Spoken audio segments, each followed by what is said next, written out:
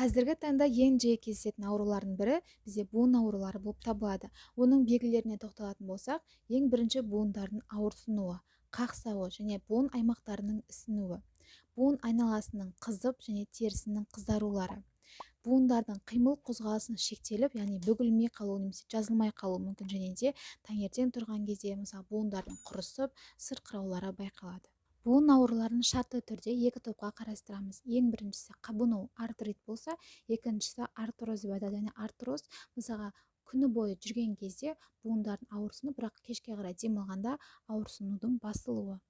Диагностикасына келетін болсақ, ең бірінші біз жалпы қан анализін тапсырамыз сербобиологмен қоса. Екінші ревмофактор, үшінші инструментальды зерттеу әдісі бойынша рентгенге түсу керек. Ең жиі келетін сұрақтардың бірі бізде буынды кім емдейді? Буын ауруларымен бізде ревматолог айналысады. Дегенмен ең бірінші біз шағымдарымызды айтып терапевтке барамыз. Терапевт сізге қажетті анализдерді және жолдаманы ревматологқа тағайындайды. Профилактика бойынша буын ауруларын үй жағдайында қалай сақтаймыз? Ең бірінші қалыпты дене салмағын сақтау. Артық салмақ буындарға жүктемені арттыратындықтан буынның зақымдалуына алып келуі мүмкін. Артық салмақ денедегі барлық қабыну процестерін қоздыра отырып, буындарға кері әсер етеді. Екіншіден, дұрыс тамақтану. Белгілі бір минералдар мен витаминдердің жетіспеушілігі болған кезде қабыну процестерін арттырады.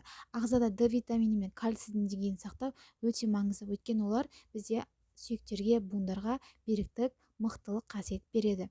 Үшіншіден, ыңғайлы аяқ киім кию. Аяқты қысатын, тар немесе биік өкшелі, қатты табан болатын болса, буындарға күш салады.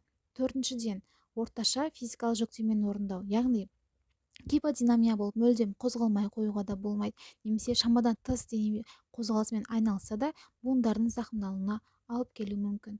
Бесіншіден, темекіні бас тарту. Бұл теріс әдет ағзадағы кальцийдің тиімді түрде сіңірілуіне жол бермей, кейінірек буындардың бұзылысына алып келеді.